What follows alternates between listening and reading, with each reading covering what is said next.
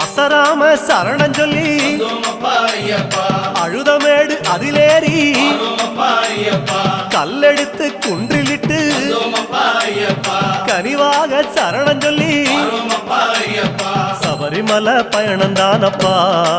சாமி வழித்துணையா வந்து சேரப்பா சபரிமலை பயணந்தானப்பா